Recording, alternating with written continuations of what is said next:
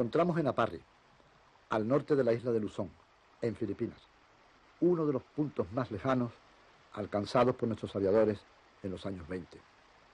Hemos venido aquí, donde aterrizaron Gallarza y Loriga en 1926, tras sobrevolar el mar de la China en su vuelo Madrid-Manila, y hasta otros lugares también muy distantes de nuestras tierras, para recordar el paso de aquellos pilotos, observadores y mecánicos que en días ya muy lejanos cimentaron con su preparación técnica y con su arrojo la historia de la aviación española. La evocación de estos grandes vuelos formará parte, entre otras muchas cosas, de la serie que hoy iniciamos y que tratará de presentarles la hermosa aventura de los españoles que desde lejanos tiempos trataron de dominar el aire en una lucha romántica y esforzada. La aeronáutica de nuestro país tiene una historia tan brillante como poco difundida, no ya a nivel mundial, sino entre los propios españoles. El propósito de esta serie es dar a conocer lo que han llevado a cabo nuestros hombres del aire en todos los ámbitos, desde el deportivo o el militar, hasta el del comercio o la industria, junto a los grandes acontecimientos de la aviación mundial y algunas cosas curiosas recogidas por operadores a los que la suerte les fue tan favorable como adversa a los aviadores.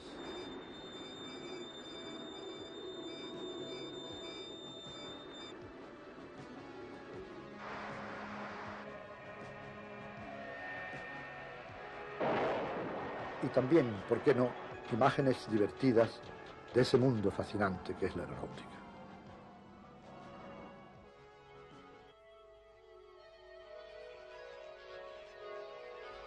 El deseo de volar, de imitar a los pájaros, es casi tan antiguo como el hombre. La impotencia humana para elevarse sobre la tierra hizo considerar el vuelo a nuestros antepasados como algo sobrenatural, como una facultad reservada a seres supremos. Por eso imaginó a muchas de sus divinidades dotadas de alas.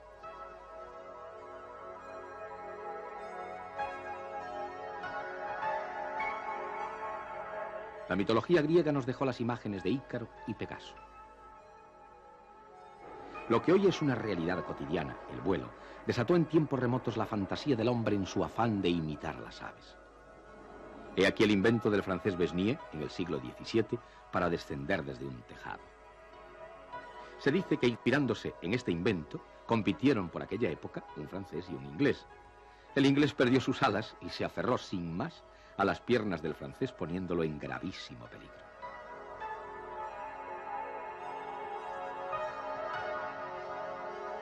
Esta es la esfera volante con la que Cyrano de Bergerac pretendía llegar a la Luna, tan similar a los vehículos espaciales de hoy. La vestimenta que llevan los astronautas, este complicado ropaje con que la moderna ciencia ha dotado al hombre del espacio, parece copiada de la indumentaria que llevaba el dédalo francés de Restif de la Bretonne del siglo XVIII. Frente a estas fantasías, muchas convertidas en realidad en nuestro tiempo, la imagen de Leonardo da Vinci se nos presenta como el gran precursor de la conquista del aire. Sus especulaciones teóricas tuvieron verdadera base científica y ejercieron una indudable influencia sobre posteriores estudios. Con motivo del 5º centenario del artista inventor en 1952, el gobierno italiano convirtió en realidad los diseños de Leonardo, construyendo todos estos curiosos modelos surgidos de su ingenio tras un prolongado y hondo estudio del vuelo de los pájaros.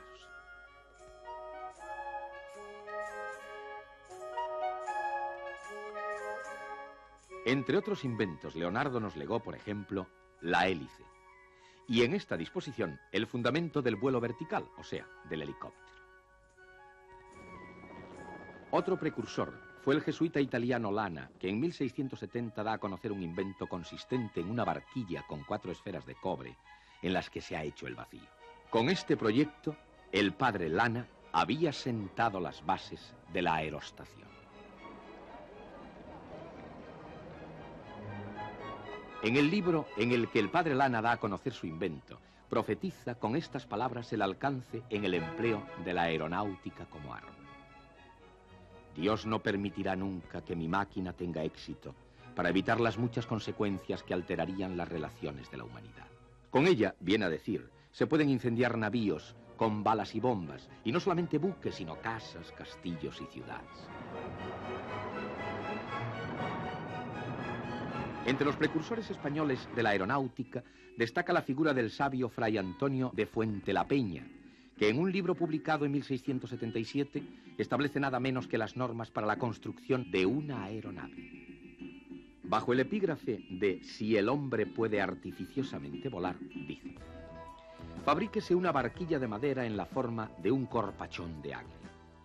Fabríquense unas alas de material ligerísimo y que tengan una longitud en proporción con el peso de la barquilla, del instrumento y del hombre. Y añade que se fije un motor, se refiere a un artificio de ruedas, a la barquilla, que haga lo que el alma y la facultad del pájaro habían de hacer vitalmente. Fíjese también, dice luego, una cola que pueda moverse como timón cuando sea necesario. O sea, que el buen fraile español nos está describiendo en el siglo XVII un avión actual. En Toledo murió a principios del siglo XVIII otro precursor muy importante, el sacerdote brasileño de origen español Lorenzo de Guzmán, que presentó al rey Juan V de Portugal en 1709 este aerostato, probado con éxito según escritos de la época. Perseguido por hechicería, el padre Guzmán vino a España y se refugió en Toledo, donde prosiguió, al parecer, sus experiencias hasta que le llegó la muerte en 1724.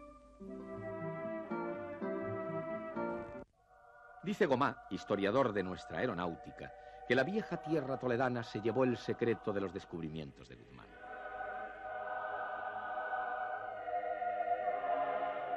Algunos años más tarde escribe: los estudios y experiencias del sabio fueron conocidos y aplicados con éxito ruidoso por los hermanos Montgolfier. Eran estos unos fabricantes de papel establecidos en la ciudad francesa de Annonay, que consiguieron elevar un globo sin tripulantes el día 5 de junio de 1783. Los Montgolfier hicieron ascender después su globo en Versalles a petición de los reyes Luis XVI y María Antonieta. Esta vez se había atado al aerostato una cesta con un cordero, un gallo y una oca, para experimentar si un ser vivo podía subsistir en las alturas alcanzadas por el globo en anteriores pruebas.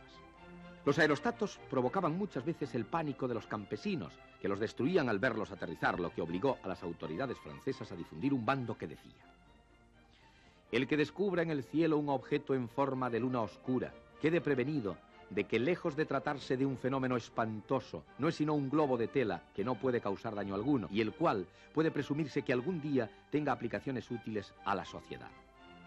Pero ni por esas. El primer hombre que ascendió en un aerostato cautivo fue el físico francés Pilatre de Rossier. A esta experiencia siguió otra del propio Rossier y el marqués de Arland, para la que harían cortar las amarras. Fue por lo tanto el primer viaje aéreo. Los dos pasajeros se colocaron en lugares diametralmente opuestos para guardar el equilibrio. Parece que costó mucho a estos aeronautas convencer a Luis XVI para que les permitiera realizar este vuelo, reservado en principio a 2 condenados a muerte.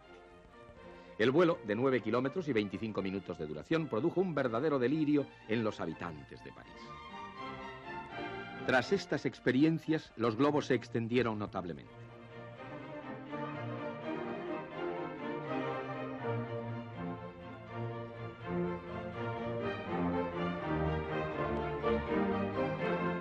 Y no faltaron las más exaltadas manifestaciones de la fantasía que, naturalmente, nunca llegaron a volar.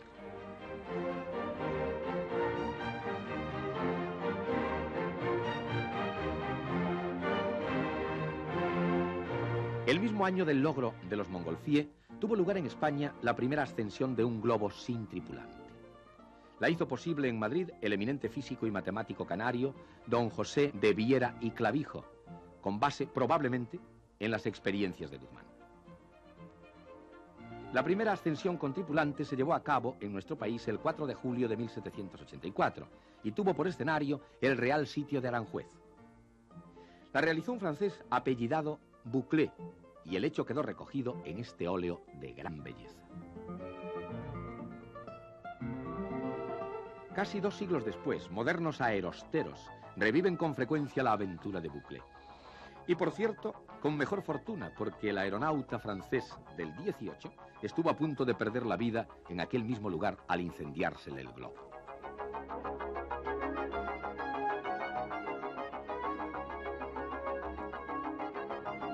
El Real Sitio del Buen Retiro de Madrid fue escenario el 12 de agosto de 1792, de la ascensión del aeronauta italiano Vicente Lunardi. En el Museo Municipal se conserva un curioso grabado que señala el espacio acotado por las vallas para los que han de permanecer de pie, las sillas para espectadores distinguidos, y el palacio, desde donde, dice el anuncio, contemplará la ascensión el príncipe nuestro señor, que Dios guarde, y demás personas reales, por cuyo motivo debe esperarse moderación del público. Por cierto que la moderación brilló por su ausencia, porque el espectáculo de la ascensión de Lunardi desató el más frenético entusiasmo en todos los presentes. El aerostato, cuyo vuelo fue contemplado por miles de personas a su paso por la capital y sus alrededores, cayó en Daganzo, a 5 leguas de Madrid. Pasado el primer estupor de los mozos que acudieron y a los que Lunardi obsequió con vino y bizcochos, el globo fue llevado hasta la localidad por 16 hombres que tiraron de la barquilla sin que Lunardi la abandonara, por si un golpe de viento hacía ascender al esférico. Lunardi fue muy agasajado y pernoctó en la rectoral invitado por el sacerdote don Pedro Hernández. En enero de 1793 repetiría Lunardi su exhibición en la capital de España, esta vez desde la Plaza de la Armería, yendo a caer en Pozuelo del Monte.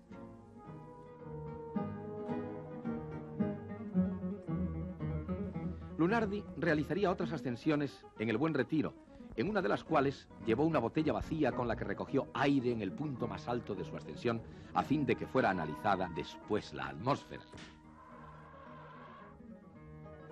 Los vuelos de Lunardi fueron tan importantes que hasta Goya dejó constancia de ellos en este lienzo, poco difundido, por cierto. A don Pedro Abarca de Bolea, conde de Aranda y capitán general de la artillería española, se debe la primera aplicación militar de los globos realizada en el mundo. Fue a fines del siglo XVIII y tuvo como marco la antigua y entrañable ciudad de Segovia, espectadora de tantos y tantos hechos históricos.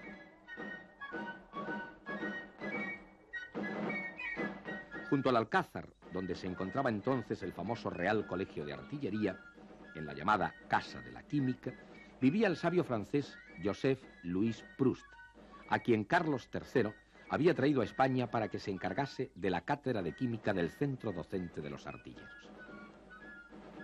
Pues bien, Proust y un grupo de oficiales y cadetes, Fuertes, Gutiérrez, La Hogosa y Gallangos, realizaron una experiencia con un globo cautivo como observatorio para la artillería en los primeros días de noviembre de 1792. La prueba fue repetida por deseo de Su Majestad el Rey Carlos IV, verdaderamente entusiasmado con el proyecto y las experiencias, en el Real Sitio del Escorial, pocas fechas más tarde, en los días de la caída de Aranda para dar paso a la privanza de Godoy. Sus Majestades, que contemplaron la ascensión desde el Real Monasterio, quedaron muy complacidos de la demostración y prometieron su apoyo a los artilleros. Acontecimientos posteriores relegaron el proyecto al olvido. Fue este el comienzo de la aerostación militar en España y en el mundo. 2 años más tarde, Francia crea su primera compañía de aeronautas militares. La intervención de los globos contribuye a la victoria gala sobre los austríacos en la batalla de Fleury. El éxito de los globos fue tal que incluso pasó por la mente imperial la invasión de Inglaterra con la colaboración de los aerostatos. Y hubo en Francia quien imaginó hasta gigantescos globos transportando unidades de caballería.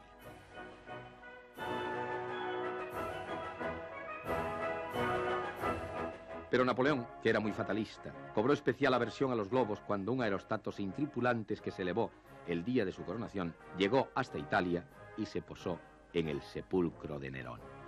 Arrastrado de nuevo a gran velocidad por los vientos, el ingenio se alejó del monumento funerario, dejando en uno de sus ángulos una parte de la corona imperial que lo adornaba. El hecho fue juzgado como de mal augurio por el emperador, que prohibió desde entonces que se hablara de los globos. Poco después disolvió las compañías de aeronautas y mandó cerrar la escuela de Meudon, donde se preparaban los soldados de esta especialidad. Se dice que si el emperador hubiese mantenido su unidad de globos, no habría perdido la batalla de Waterloo. Este caballero es Monsieur Arbin, que realizó una ascensión en Madrid en 1847. El lugar elegido por el aeronauta francés fue nada menos que la Plaza de Toros, que se encontraba entonces en las inmediaciones de la Puerta de Alcalá. Para dar mayor animación a sus exhibiciones, el señor Arban rifaba entre el público asistente juegos de té y cuberterías, todo ello de plata de ley. Como era de esperar, el buen humor madrileño había de sacar partido a las hazañas de Monsieur Arban. Como consecuencia de sus ascensiones en el coso taurino, alguien pensó que podía encomendarse al aerostero francés la organización de corridas de toros en el aire, como aparece en el grabado.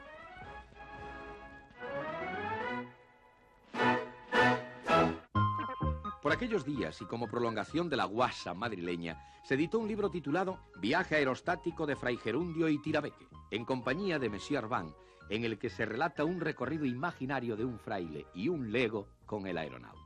El libro, de autor anónimo, es una graciosa sátira contra el entusiasmo que habían despertado en la capital de España las ascensiones de Arban. También llevó a cabo Arban, aquel mismo 1847, diversas exhibiciones en Barcelona. 2 años más tarde vuelve Arban a la ciudad condal, después de haber realizado una gran hazaña, el paso de los Alpes partiendo de Marsella y tomando tierra en Turín. Arban ascendió un día con su esposa en Barcelona, descendió en una playa cercana, volvió a elevarse y desapareció para siempre en el mar. No fue este el primer ni el último accidente sufrido por aeronautas. Los globos se cobraron muchas vidas en la epopeya de la inicial aerostación. Así, en 1824, Thomas Harris se lanza del globo que caía para aligerar de peso la barquilla y salvar la vida de su novia que viajaba con él. Otra víctima de la aerostación fue el inglés Robert Cocking, cuyo globo se desinfló a 2000 metros de altura. En 1863, un gran vendaval arrastra a un globo que, tras partir en dos un grueso árbol, se precipita contra un tren en marcha. En 1873, un golpe de viento arrastró a gran velocidad a un aerostato que estaba preparado para elevarse, pereciendo casi todos sus tripulantes. Muy difundida fue, en 1875, la tragedia del globo Zenit. Al sobrepasar los 8000 metros de altura y por defecto de los aparatos de oxígeno, perdieron el conocimiento los tripulantes. Uno de ellos lo recobró durante unos segundos e hizo descender rápidamente el globo. Pero era tarde. Sus 2 compañeros habían muerto. En otra ocasión, 1929, un aerostero español quedó sujeto de una pierna por el cable de un globo, siendo elevado a más de 2000 metros.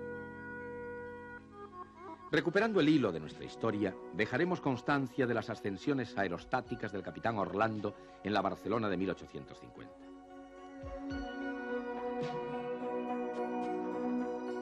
Aquí tienen ustedes a don Ubaldo Pasarón y de la Lastra, militar, escritor y científico español, nacido en Lugo, autor de un libro titulado Pilotaje aeronáutico, y que se hizo dar el título de descubridor de la navegación atmosférica. Pasarón inventó un sistema postal aerostático que llamó Flotante Correo Universal Circunnavegador, que, como es lógico, no pudo poner en práctica y provocó la hilaridad general. Algo menos de un siglo después, el Flotante Correo Universal Circunnavegador se haría realidad en los satélites espaciales de comunicación.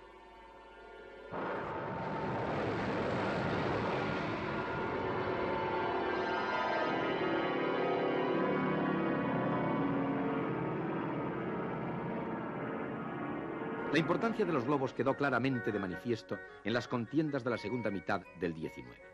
Así, en la Guerra de Secesión norteamericana, en la franco-prusiana, o más tarde en el conflicto anglo-bóer.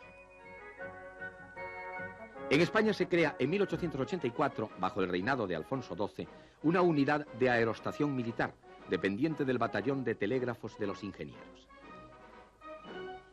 Estos adquieren en Francia un equipo completo marca Young que se transportaba en 3 carruajes, uno para el globo y sus accesorios, otro con los elementos para la producción del gas hidrógeno, y un tercero con un cable de 500 metros y la máquina de vapor para su manejo. Su Majestad la Reina Regente, doña María Cristina, que aparece aquí en una filmación de principios del siglo, acudió a la Casa de Campo de Madrid el día 27 de junio de 1889 para presenciar uno de los ejercicios de la unidad de aerostación que mandaba el coronel López de la Torre. En el curso de las prácticas que se celebraban en un claro del Regio Parque, quiso doña María Cristina efectuar una ascensión. La animosa soberana montó en la barquilla y entre vítores y aplausos de los presentes subió el globo hasta una altura de 300 metros.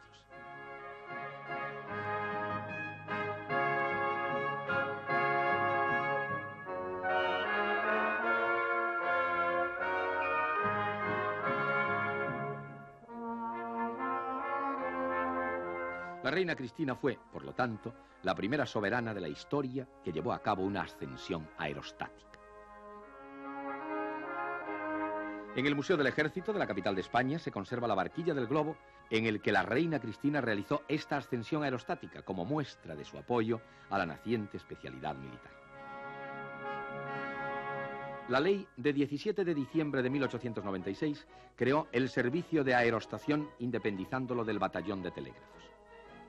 Para sede de esta unidad fue elegida la ciudad de Guadalajara, muy unida a los ingenieros por hallarse allí la Academia del Arma, uno de cuyos desfiles es recogido aquí por las cámaras de principios de siglo. Al naciente servicio se le asignó un terreno en las afueras de la ciudad que se denominó desde entonces Polígono de Aerostación. En él se levantaron diversos edificios y un cobertizo para alojar los globos.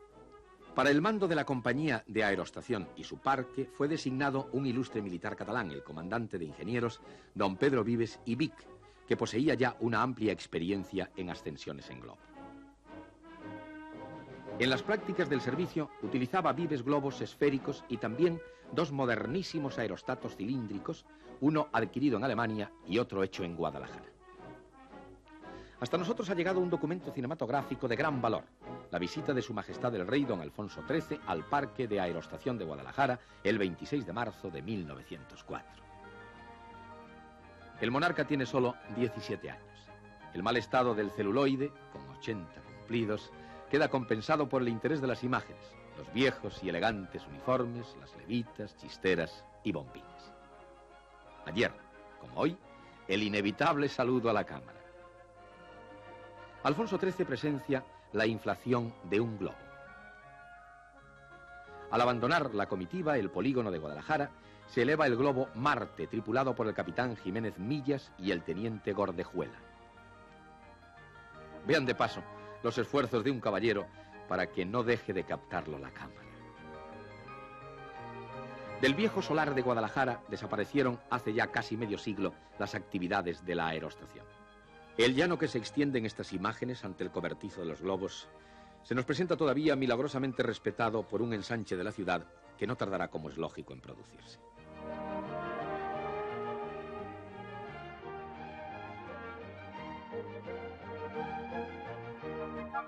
De la obra de fábrica que presentaba el cobertizo, un lecho de ladrillos para los globos, restos ya casi cubiertos evocan los comienzos de nuestra aeronáutica.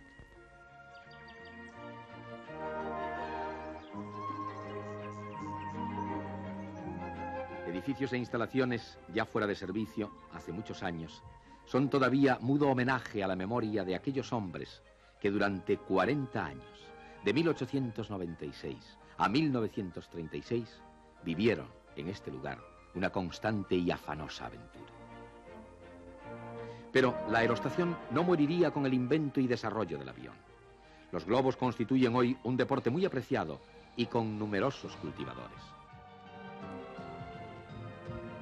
No hace muchos años, los madrileños pudieron contemplar el paso de unos vistosos aerostatos desde los que se obtuvieron estas curiosas imágenes de la capital de España.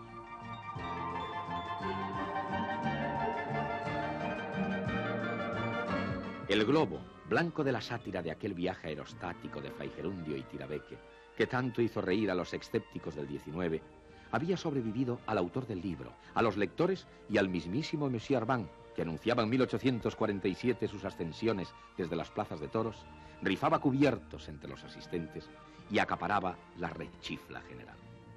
Siglo y medio después, los globos seguían navegando los cielos de Madrid con su lento y majestuoso vuelo.